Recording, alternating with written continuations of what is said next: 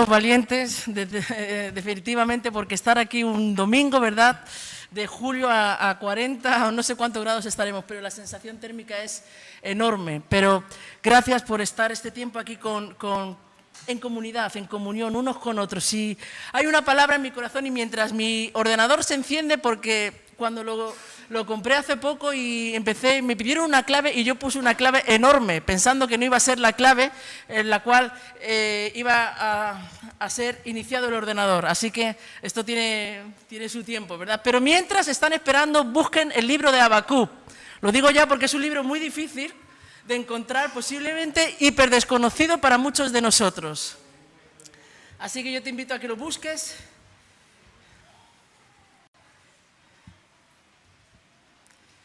Traje la predicación en hojas, pero la vista me falla, ya me va fallando mucho, así que prefiero estar con el ordenador y poder pues, ver mejor.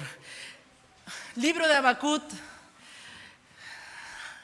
El título de esta predicación que vamos a compartir, no voy a decir brevemente, porque la última vez de verdad que me invitaron a una iglesia a predicar, yo pregunté, ¿cuánto tiempo tengo? Me dijeron, hombre, pues media hora.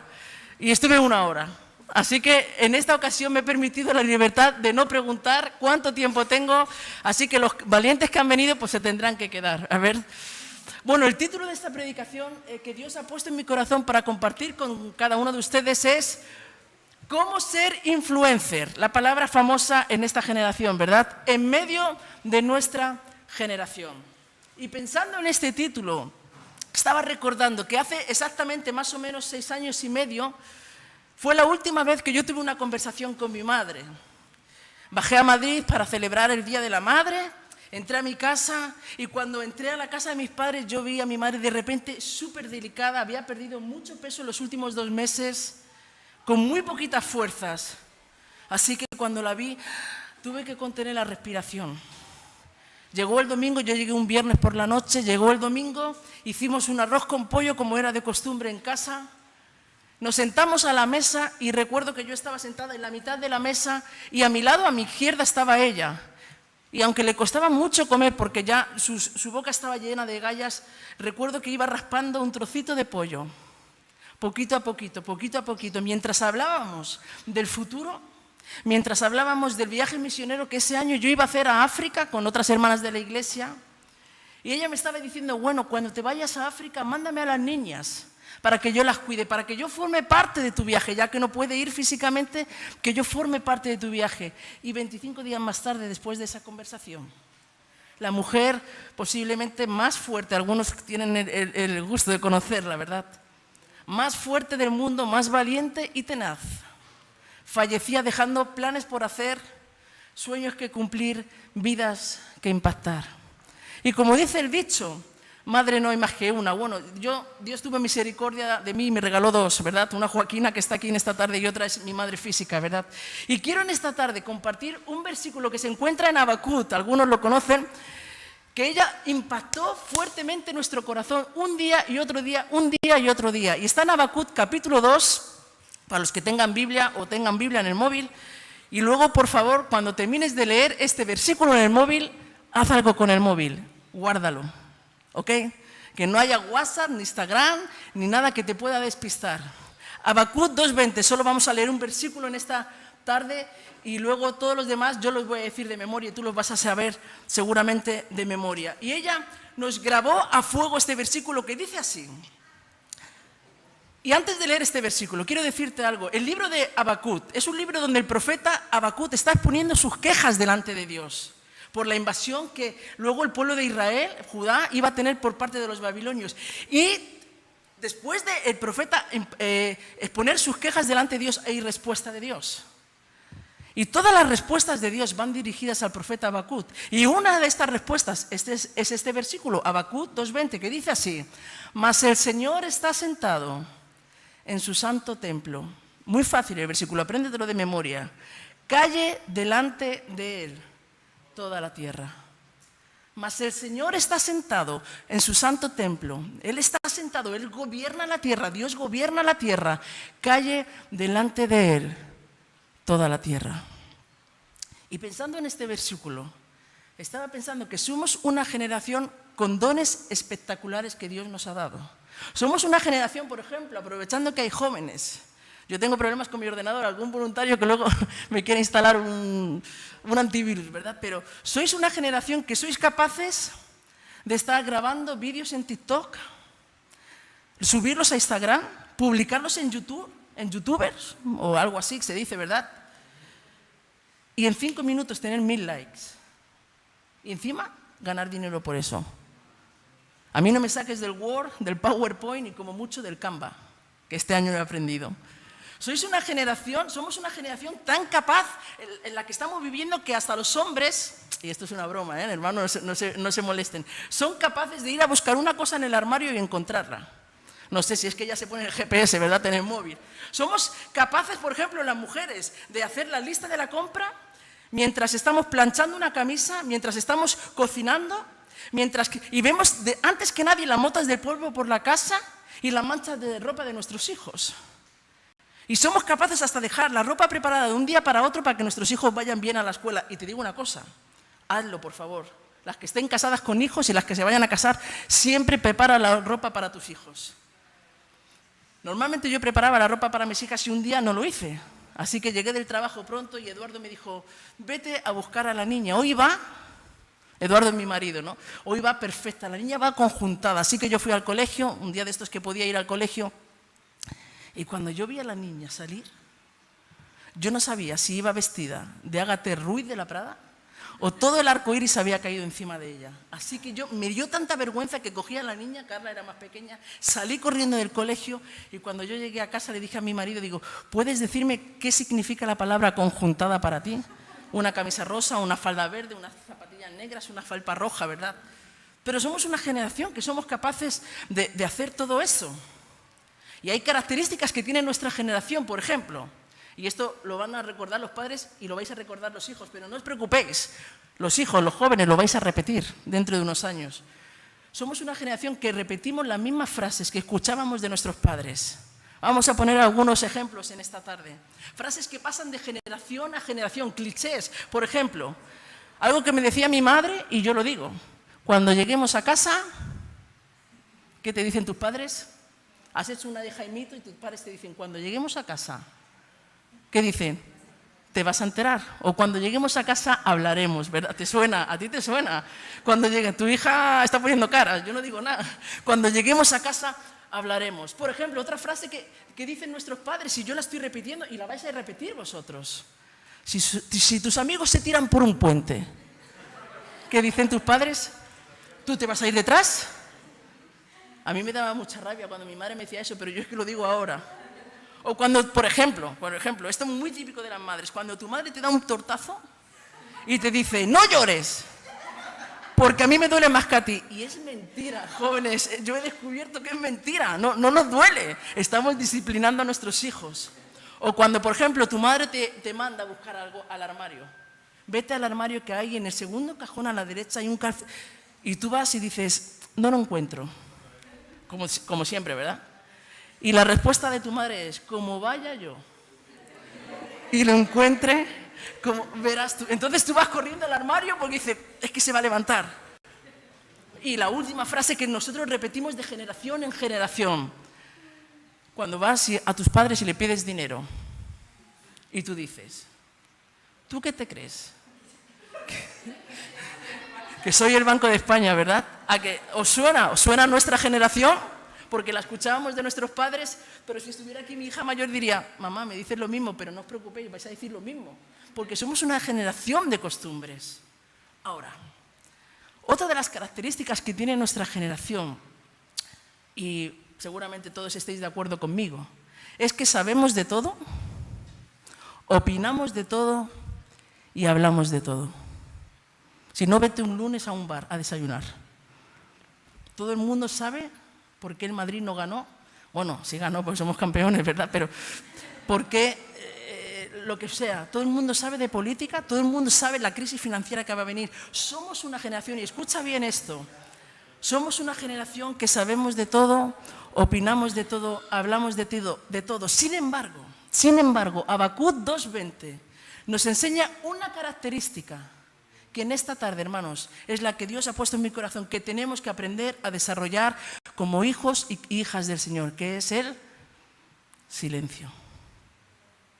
Es el silencio, porque necesitamos una generación que hable menos y escuche más. Una generación que opine menos y que escuche más a Dios.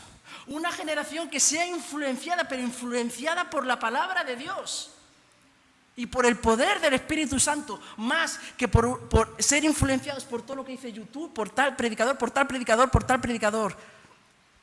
Jóvenes, iglesia, lee la palabra del Señor, que la palabra del Señor sea viva y eficaz para tu vida, no tanto lo que dicen otros. Y sobre todo somos una generación que necesita escuchar y poner en sus casas, en sus iglesias, la palabra de Dios. Porque cuando tú y yo leemos la palabra de Dios, meditamos en la palabra de Dios, guardamos silencio hasta que Dios nos habla, entonces, solamente entonces, seremos una generación con una vida transformada por el poder del Espíritu Santo. Seremos una generación con los pensamientos conforme a la palabra de Dios, no a este mundo. Seremos una generación que cambie su forma de actuar, su forma de pensar. Seremos una generación que cambie nuestros sueños, porque hemos parado nuestras propias palabras, silenciando nuestra propia voz y todas las voces que nos rodean, para escucharle solamente a Él. Y mientras meditaba en este versículo y en todo esto que yo acabo de decir, vinieron algunos ejemplos bíblicos de hombres y mujeres que escucharon a Dios, que se pararon a escuchar a Dios e influenciaron el mundo. Porque el mundo no va a ser influenciado por los youtubers, aunque sea youtuber, no va a ser influenciado por los instagrames, aunque aparezcas en Instagram, va a ser influenciado. Tu entorno va a ser influenciado por personas, por jóvenes, por hombres, por mujeres llenos de la palabra del Señor, llenos del poder del Espíritu Santo. Y había algunos ejemplos bíblicos que me venían a mi mente. Y el primero se encuentra en Jueces, no hace falta que lo busques, yo voy a leerlo. Jueces capítulo 13 dice así: los hijos de Israel volvieron a hacer lo malo ante los ojos del Señor, y el Señor los entregó en manos de los filisteos por 40 años. Y había un hombre de Zora, de la tribu de Dan, el cual se llamaba Manoa, y su mujer era estéril y nunca antes había tenido hijos.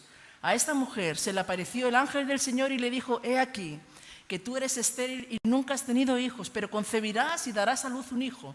Ahora pues, no bebas vino, ni sidra, ni comas cosa inmunda, pues he aquí que concebirás y darás a luz un hijo, y navaja no pasará sobre su cabeza, porque el niño será nazareo a Dios desde su nacimiento, y él comenzará a salvar a Israel de mano de los filisteos. Y la mujer vino, y escucha bien este versículo, y se lo contó a su marido diciendo: un varón del Señor, de Dios, vino a mí, cuyo aspecto era como el aspecto de un ángel de Dios, temible en gran manera. Y no le pregunté de dónde era, ni quién era, ni tampoco él me dijo su nombre.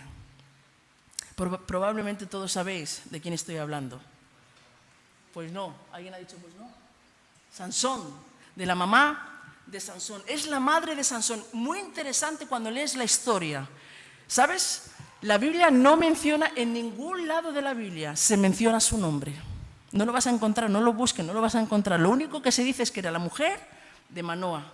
Pero a ella, a esa mujer invisible para toda la creación, invisible para toda la Biblia, donde la Biblia no recoge su nombre, se le apareció el ángel del Señor. Y su vida y su futuro cambió. No solo su vida y su futuro cambió, sino que fue capaz de educar y enseñar a un hijo para liberar al pueblo de Israel de manos de los filisteos y ser uno de los jueces más importantes de la historia de Israel. ¿Por qué? Porque una mujer anónima, una mujer sin nombre, se paró a escuchar al ángel del Señor. Y yo te hago una pregunta en esta tarde. ¿Cuánto hace que no te paras a escuchar al Señor? ¿Cuánto hace que no silencias diferentes voces, diferentes tonos de llamada, diferentes WhatsApp, diferentes cosas? Y solamente coges tú, tu Biblia, tu lugar, tu espacio de oración y silencias todo para escucharle a Él. Una mujer se paró y trastocó el mundo en su generación. Segundo ejemplo, Juan capítulo 4, probablemente es la conversación más larga recogida entre Jesús y una mujer. Todos conocen la historia, la mujer samaritana. Dice la Biblia que Jesús bajaba de Galilea y le dijo a los discípulos, es necesario que yo pase por Samaria. Jamás un judío, jamás iba a pasar por Samaria. Para ellos los samaritanos eran clase de segunda y Jesús pasó por Samaria y dice el versículo 6 que cansado del camino se sentó junto al pozo de Sicar. Y allí vino una mujer y empezó a tener un diálogo con ella. Y el Señor le dice, dame de beber. Y la mujer empieza a tener un diálogo y el Señor al final le dice, si tú supieras, si me conocieras, me dirías, dame de beber. Y la mujer escucha eso y dice, bueno, pues dame del agua que tú tienes. Cuando ella entiende que está delante del Mesías prometido, no solamente le pide el agua, no solamente está esperando ahí en el pozo a ver qué hace más Jesús. Ella sale corriendo, en el versículo 39, a predicar el Evangelio a su propia generación. Y escucha bien, porque la conversación que tuvo Jesús con esta mujer no era fácil. El Señor le dice, llama a tu marido. Y dice ella, no tengo marido. Y dice, bien, 5 maridos has tenido y el que tienes no es tuyo. O sea, una mujer de mala reputación probablemente. No sabemos si en el pueblo la conocían como la viuda negra. 5 maridos. Algunas no han conseguido ninguno y algunas otras se las han llevado todos, ¿verdad? Pero lo que sí sabemos es que se paró a hablar con Jesús al lado del pozo de Sicar y transformó su vida, transformó su pueblo y experimentó Samaria un avivamiento por una mujer que no le importó si tenía la comida o no la tenía la comida hecha, no le importó las prisas que tenía, no le importó la faena de la casa, no le importó las ocupaciones o si tenía clase de pilates, no le importó ni los prejuicios de los discípulos, ni de los vecinos samaritanos que sabían que tenía mala reputación. Ella se para, escucha a Jesús y su vida cambia y la vida de su pueblo. ¿Quieres ser influencer? Mujer samaritana. ¿Y notas algo de ella? Quiero hacerte una pregunta. ¿Conoces el nombre de la mujer samaritana? ¿Sabes qué? No aparece en la Biblia. Otra mujer anónima. Anónima. Todo el mundo la conoce como la mujer samaritana, la que tenía 5 maridos. Pero el Señor la conoce por su nombre y se paró a hablar con ella. Y quiero darte un tercer ejemplo. Perdonad que he cogido todas mujeres, no es por nada, ¿eh? El tercer ejemplo es Josué capítulo 2. Dice así, pero la mujer había tomado a 2 hombres y los había escondido. Está hablando del pasaje cuando Josué envía a 2 espías a Jericó. Es verdad que unos hombres vinieron a mí cuando viene el ejército ahí, dice, pero no supe de dónde eran. Y cuando se iba a cerrar la puerta, siendo ya oscuro, esos hombres se salieron y no sé a dónde han ido. Seguidlos a prisa y los alcanzaréis. Mas ella los había hecho subir al terrado y los había escondido entre los manojos de lino que tenía puestos en el terrado. Y los hombres fueron tras ellos por el camino del Jordán hasta los vados y la puerta fue cerrada después que salieron los perseguidores. Antes que ellos se durmiesen, ella subió al terrado y les dijo, y escucha bien lo que les dijo, sé que el Señor os ha dado esta tierra, porque el temor de vosotros ha caído sobre nosotros y todos los moradores del país ya han desmayado por causa de vosotros, porque hemos oído, dice el versículo 10, que el Señor hizo secar las aguas del Mar Rojo delante de vosotros cuando salisteis de Egipto y lo que habéis hecho a los 2 reyes de los amorreos que están al otro lado del Jordán, a los cuales habéis destruido. Y oyendo esto, ha desmayado nuestro corazón y no ha quedado aliento alguno en nuestra vida, porque el Señor, vuestro Dios, es Dios de arriba en los cielos y abajo en la tierra. Cuando yo estaba leyendo estos textos, estos últimos meses, yo pensaba, interesante. ¿Sabes? Rahab la ramera, desde que el pueblo de Israel sale de Egipto hasta que tienen esta conversación, los 2 espías y luego Rahab la ramera con los soldados, ¿sabes cuántos años pasan? 40. Y ella dice, hemos oído lo que Dios hizo con vosotros hace 40 años. 40 años escuchando las verdades de Dios, las bondades de Dios, los milagros de Dios al pueblo de Israel.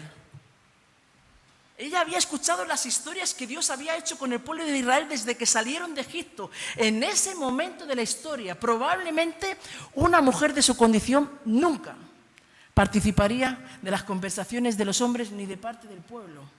A ella se la conoce en la Biblia como Rahab, apellido la ramera. Rahab la ramera. Las mujeres de Jericó probablemente la rechazarían. Los hombres la usarían, pero ella escuchó el poder de Dios. Y cuando esos dos espías vinieron, arriesgó su vida, arriesgó su futuro, arriesgó todo lo que tenía, porque había escuchado lo que Dios había hecho con el pueblo de Israel. Y es interesante, porque cuando una persona se para a escuchar a Dios, la primera impactada es ella, luego su familia y el resto del mundo.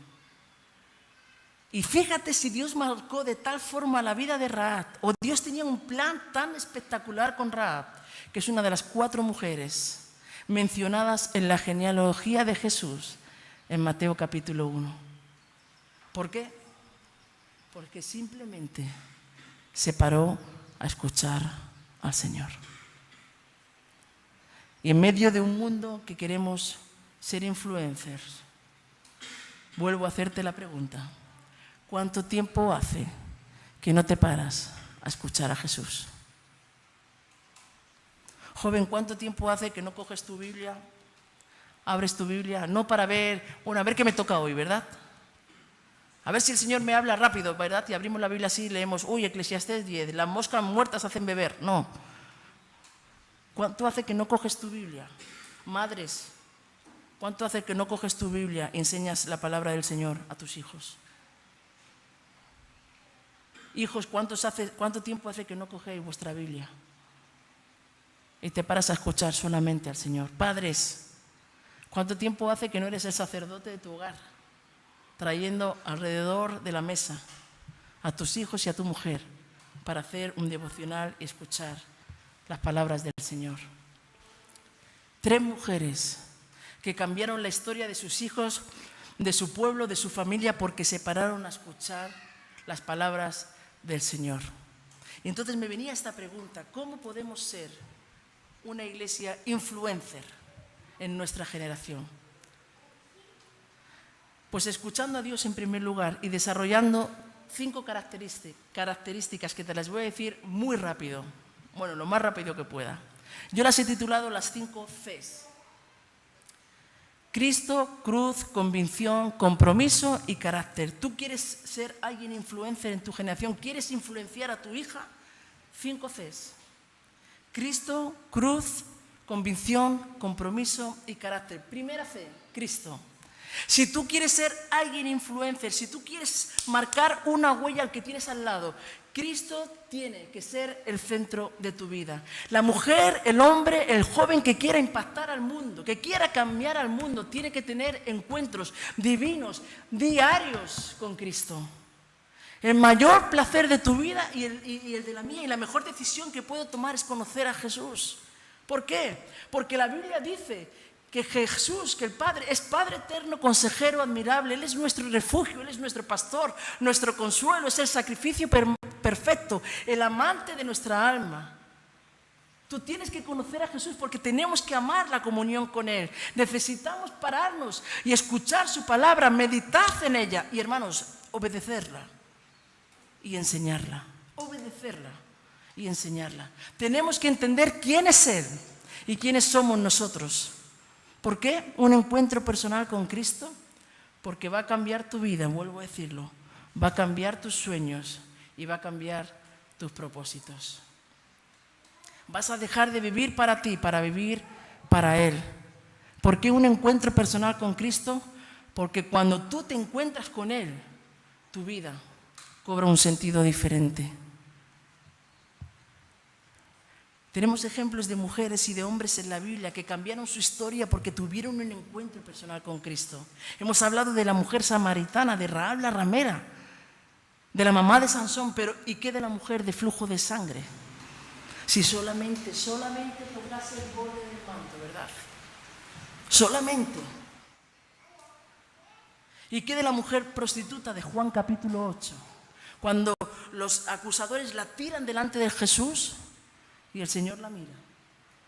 Solamente la mira y le dice una palabra. Bueno, 3. Vete. 4. Y no peques más. ¿Y qué de la mujer? ¿Y qué de Marta y María? ¿Y qué del joven Samuel? Cuando el Señor le estaba llamando por la noche, Samuel. Y a la tercera dijo, habla, Señor, porque tu siervo oye. ¿Y qué de aquellas mujeres que siguieron a Jesús hasta la cruz y después hasta su tumba? ¿Y qué de aquella mujer llamada María Magdalena que escuchó la voz de Jesús al lado del sepulcro? ¿Qué de aquellos discípulos que dieron su vida porque Cristo se convirtió en su Señor? ¿Qué de aquellos que dieron su vida, que murieron aserrados, muertos a filo de espadas, de los cuales dice Hebreos capítulo 11 que el mundo no era digno de ellos? Simplemente porque escucharon la voz del Señor. Y cuando tú escuchas la voz del Señor, cuando Cristo es el centro de tu vida, entonces puedes decir lo que dijo Pablo en Filipenses: para mí el vivir es Cristo y el morir es ganancia. Y tengo una pregunta para ti. ¿Es Cristo el centro de tu vida? ¿Tienes encuentros divinos diarios con Él? ¿O es Cristo algo más dentro de tu agenda?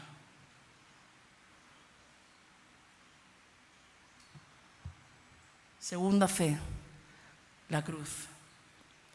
La iglesia, el joven, el hombre, la mujer que quiera ser influyente en su generación debe tener un alto concepto de la cruz de Cristo. ¿Qué quiere decir esto?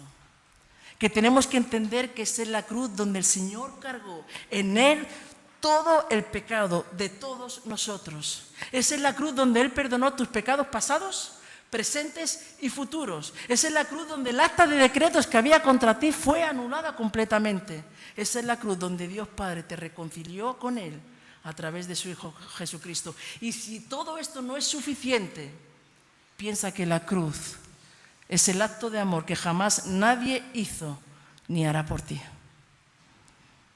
Y cuando entendemos esto, entonces toda nuestra vida puede ser sujeta a la cruz de Cristo, porque es la cruz la que te induce a la adoración y a entregarte incondicionalmente al Señor.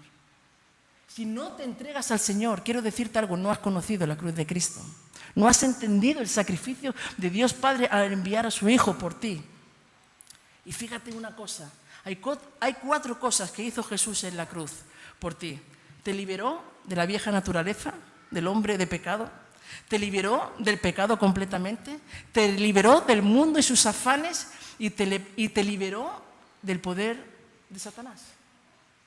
Todo eso en la cruz de Cristo. Por eso el autor de Hebreos dice, maldito aquel que pisotea la sangre de Cristo, que fue derramada por ti y por mí, por amor. Si no hubiera existido la cruz, tú y yo hoy no estaríamos aquí. Escucha bien, si no hubiera existido la cruz, tú y yo no estábamos aquí hoy. ¿Qué es vivir entonces bajo la cruz? Es dejar que todas tus cargas, es dejar todas tus preocupaciones, es dejar todas tus ansiedades, es dejar todos tus pecados a sus pies. Es odiar lo que Cristo odia, como hablábamos en la comida, y abrazar su gracia, su amor y su justicia. Es en la cruz donde Dios Padre aplicó su justicia al Hijo para perdonarte a ti. Y Pablo lo escribe con unos versos espectaculares en 2 Corintios 5. Al que no conoció pecado, por nosotros se hizo pecado. Por nosotros Dios lo hizo pecado, para que fuéramos hechos justicia de Dios en Él. Al que no conoció pecado, Jesús, el Dios Padre, lo puso en la cruz y lo hizo pecado, cargando en Él todos nuestros pecados, para que fuésemos hechos justicia de Dios en Él. Si Cristo es el centro de tu vida, la cruz tiene que ser el ancla de tu alma. Es tu motor, para que los demás conozcan a Jesús.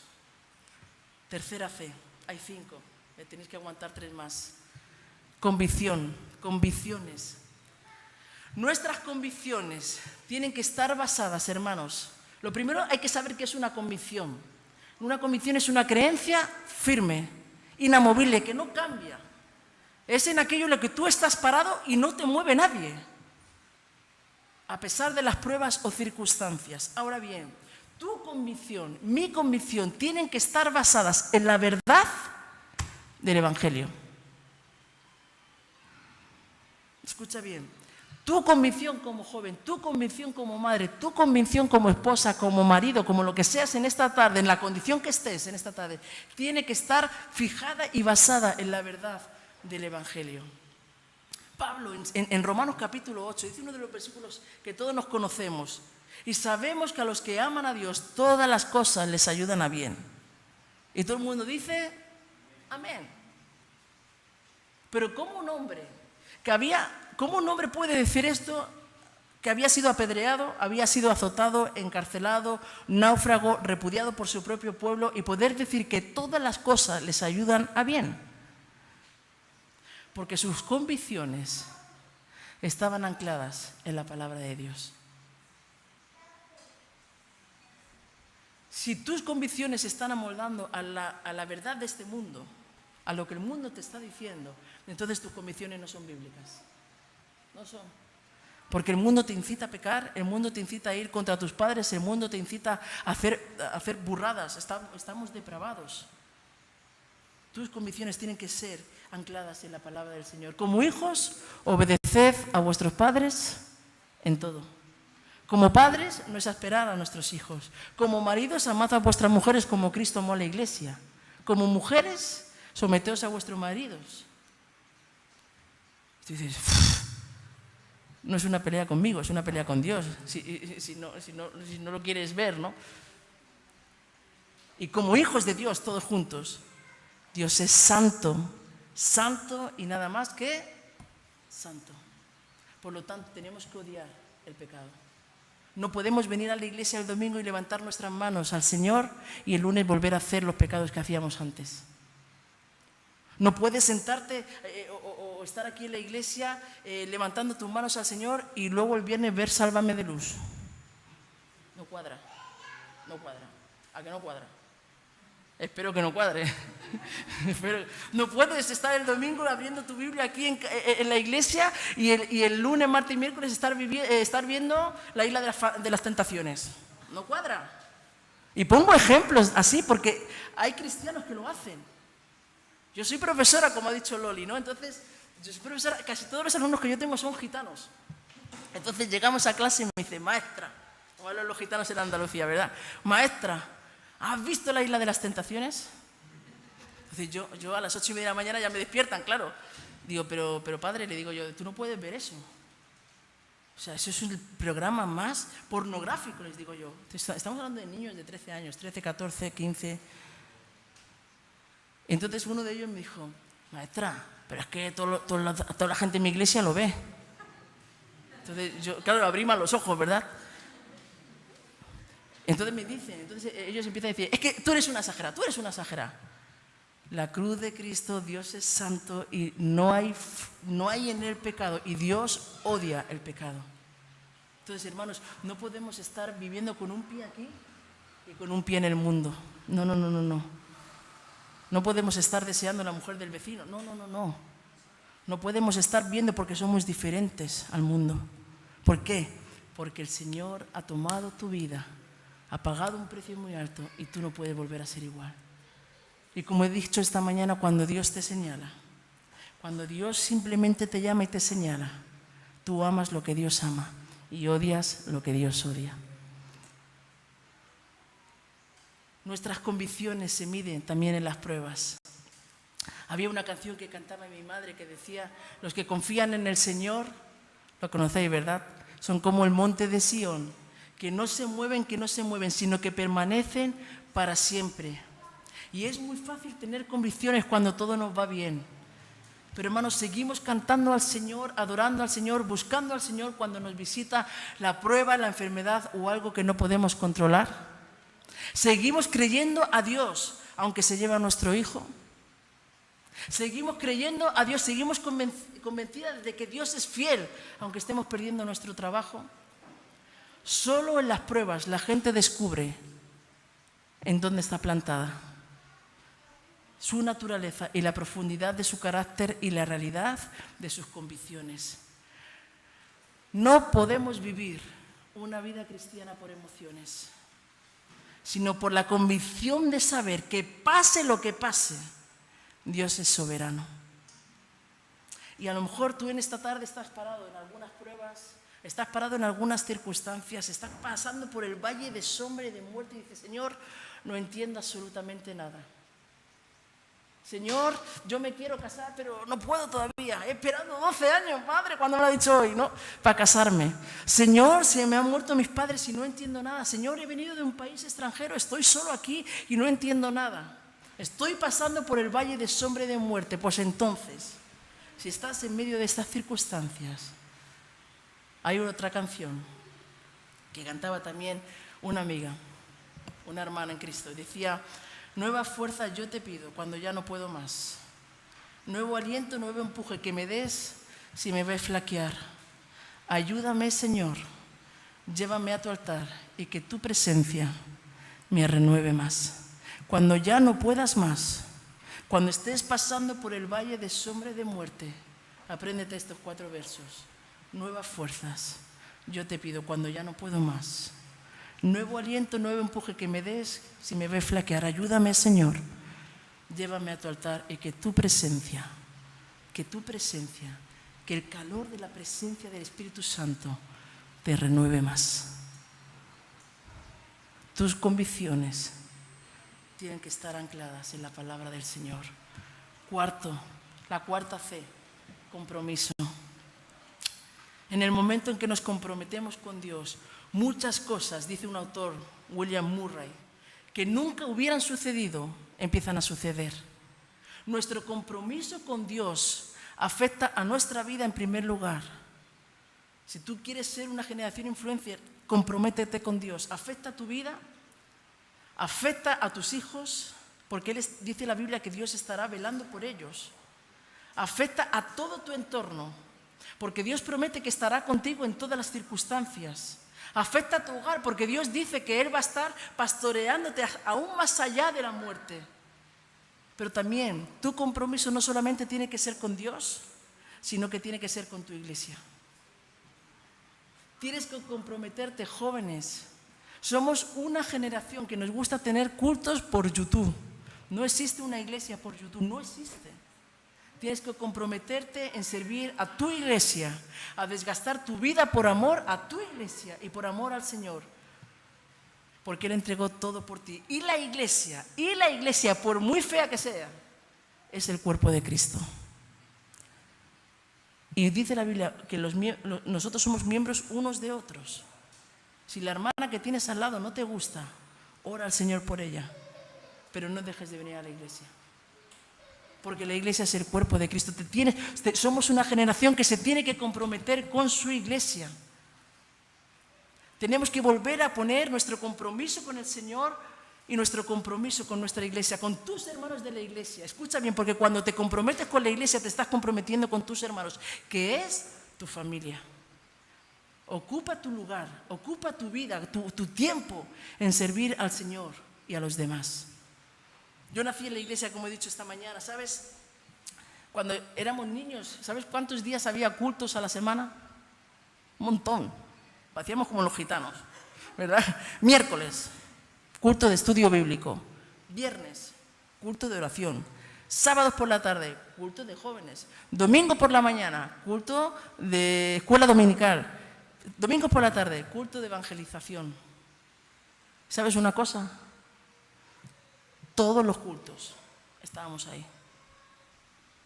Algunos han escuchado una predicación que yo di hace unos meses en una iglesia y yo dije, nunca, jamás, mi madre. Y nosotros somos músicos, los 5 hermanos estudiamos en el conservatorio, solo acabamos 2, pero durante muchos años estuvimos los 5. Nunca ella permitió que los horarios del conservatorio interfirieran en los cultos. Para eso esa mujer se levantaba a las 6 de la mañana y se iba a la puerta del conservatorio para ser la primera para poder pedir horarios para 5 hijos. Nunca nos permitió, por ejemplo, ella nunca nos permitió tener, yo que soy muy deportista, aunque ahora no lo parezca, pero he sido muy deportista, aunque no lo parezca por el peso, ¿verdad? Pero Pero nunca me permitió estar en un equipo que no me permitiera ir a los cultos los domingos. Porque para ella era muy importante que sus hijos estuvieran en la iglesia. Era innegociable. Por eso hoy cuando tomábamos una Coca-Cola, ¿verdad? Y nuestra hermana decía, mis hijos en la iglesia, mis hijos en la iglesia, mis hijos, aunque sean mayor de edad, mientras estén bajo mi techo. Y yo me recordaba a mi madre porque mi madre decía lo mismo.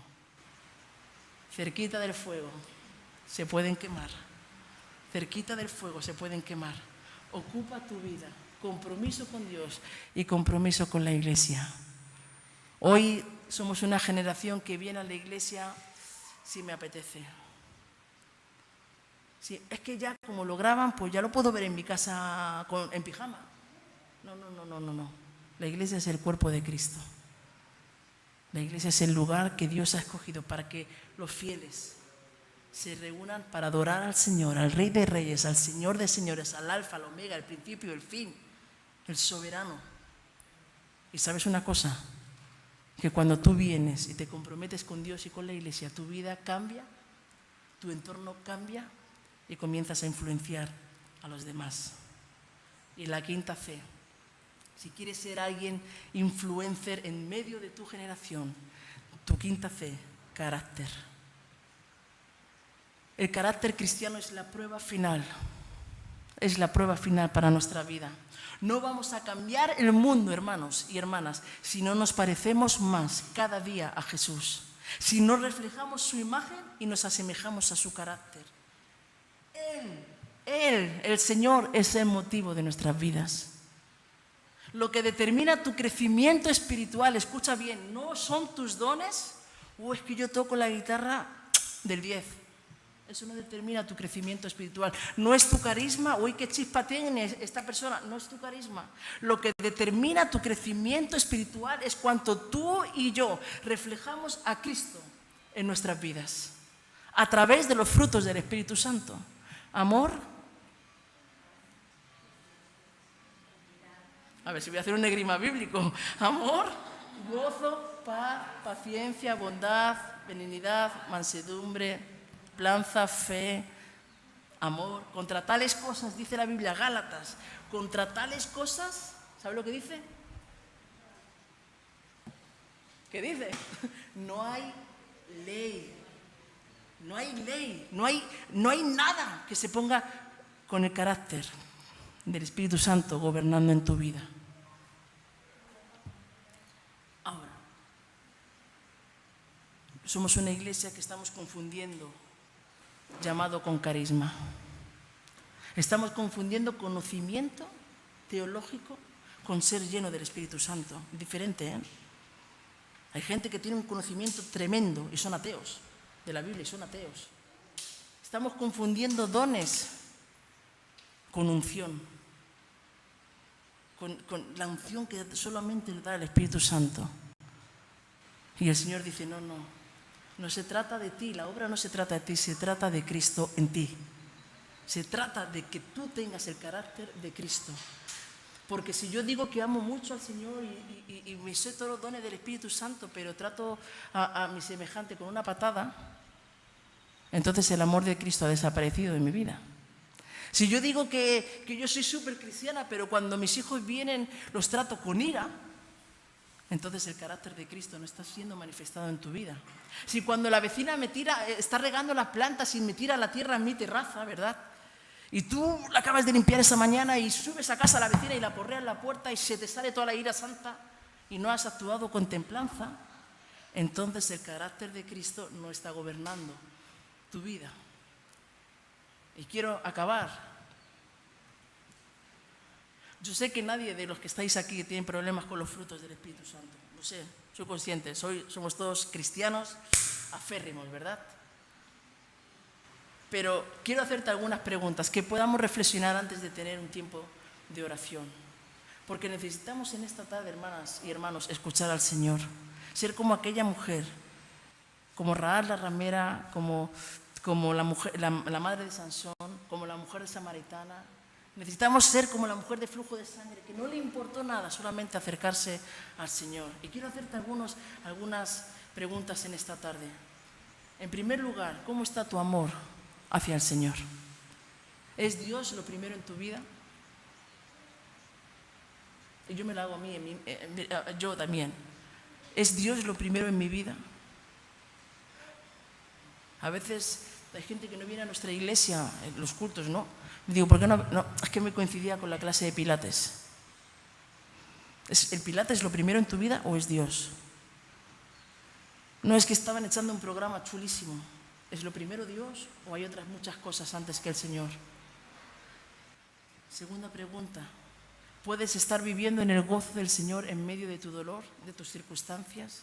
¿Puedes decir, Dios, tú eres grande y tú estás sentado en tu santo templo, aunque tus hijos en esta tarde no estén aquí en la iglesia y estén despotricando en el mundo? ¿Ejerces la paciencia, el amor y la misericordia con esa vecina que te critica? ¿Mantienes tu fe en el Señor aunque todo lo que haya a tu alrededor se esté derrumbando? Puedes decir entonces como Job, yo sé que mi Redentor vive y aunque esté deshecha esta mi carne, yo sé que le veré. ¿Mantienes templado tu carácter cuando las cosas que otros te hacen son injustas? ¿Es tu carácter un fiel reflejo de que Dios mismo es la tercera persona de la Trinidad habitando en ti? ¿Tienes a Cristo en primer lugar? ¿Amas la cruz de Cristo? ¿Tienes convicciones claras en la palabra del Señor?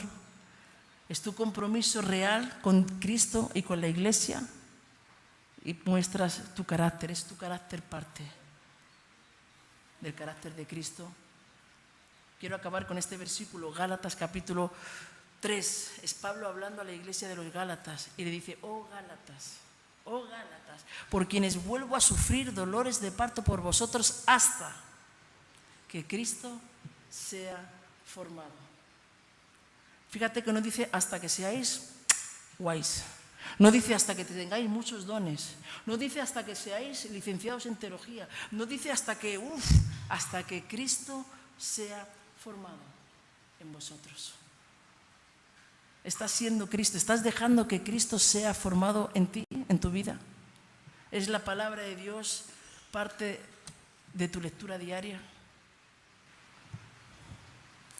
Porque estamos llamados en nuestra generación a escucharle a Él, a amarle a Él y a impactar a nuestra generación solamente por Él.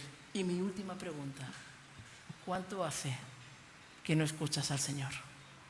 ¿Cuánto hace que no te paras y dices, Señor, háblame? No quiero hablarte. Sabes que a veces vamos a la presencia del Señor como papagayos, ¿verdad? No quiero hablarte, necesito que tú me hables. ¿Cuánto hace que no te paras delante del Señor y le dices, Señor, ya no puedo más, necesito tu presencia, no puedo más, no puedo más? Yo te invito en esta tarde, uno de los dones, el mío no es la voz, pero voy a intentar hacer algo, ¿verdad? Para adorar al Señor, para que a lo mejor tú dices, Señor, he perdido mi compromiso contigo y con la iglesia.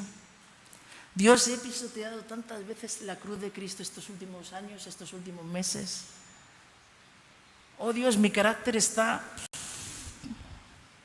Bienvenido, todos estamos luchando. Pero necesitas volverte a encontrar con el Señor en esta tarde. Necesitas encontrarte con el Señor, así que vamos a tomar un tiempo para adorar al Señor. Y tú sabes cómo está tu vida. Yo no soy de hacer llamados para adelante, no, esto es algo entre tú y el Señor. Tú sabes, si te quieres parecer a la mujer samaritana, a Rahab la ramera o a la mamá de Sansón, o te quieres parecer a otros personajes de la Biblia, que Dios los dice, apartaos de mí, apartaos de mí. Oramos. Así que yo voy a coger la guitarra y vamos a cantar, y cada uno, hermanas, examínate delante del Señor. Tú sabes cómo estás, tú sabes dónde estás. Amén.